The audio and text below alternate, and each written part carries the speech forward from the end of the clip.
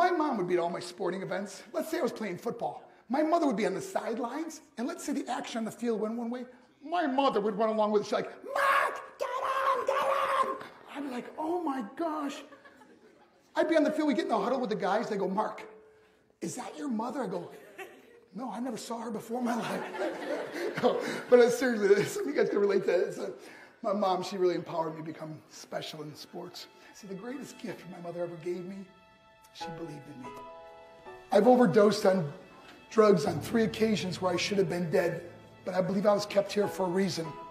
You show me your friends, I will show you your future. How do I know this? Because I hung out with losers. I became the biggest loser of them all because I gave up everything I dreamt about as a little boy because of who I chose to surround myself with. My friends would drive me home at 2, 3, 4 in the morning. We'd be drunk and high in the car. We'd pull up in front of my house. My buddies would go, Mark, Mark, Mark, the light's on. I go, oh man, my mother's up. See, my mom wouldn't go to bed until she knew her son was still alive. I'd walk in, she'd say, hi Mark, how was your night? I go, it's good, Mom, I'm just gonna go to bed. She goes, can I talk to you just for a minute? I go, Mom, I'm tired, I'm just gonna go to bed. She goes, Mark, I haven't seen you all day and all night. Can I please talk to you? I go, man, just leave me alone. You bug me. I'd slam my bedroom door on the one person who believed in me. I was on a worldwide tour and I was wrestling overseas in Japan.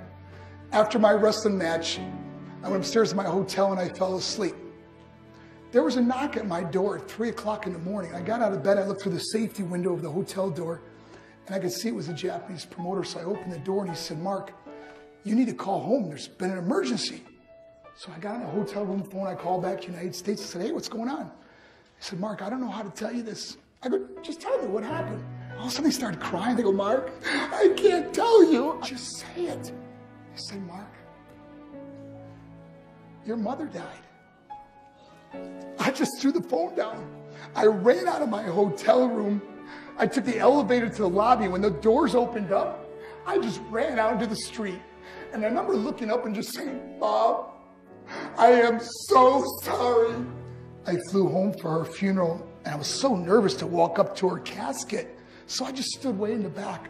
I remember just kept thinking to myself, I'm like, Mom, please wake up. Please get up. And then I finally got the nerve to walk up to her, and she was so beautiful. She was dressed in white. I mean, she looked like an angel. I said, Mom, you are my hero. Everything I am, everything I hope to be was because of you.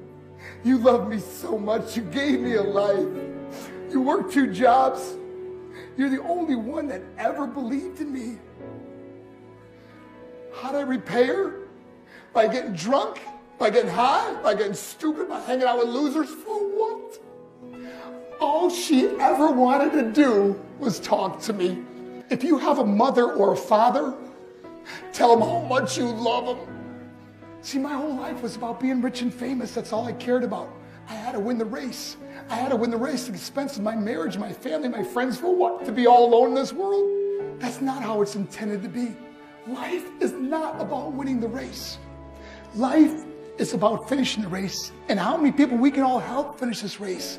How we can start being kinder to each other. How we can help the students that are going through adversity right now. How we can stop with the name calling and hurting other people. Because in the end, it may be you that needs help to finish the race.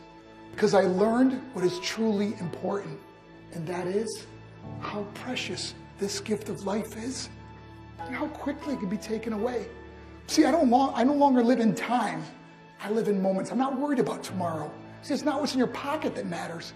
It's what's in your heart that truly matters. Love is just a word until somebody comes along and gives it meaning. You are the meaning.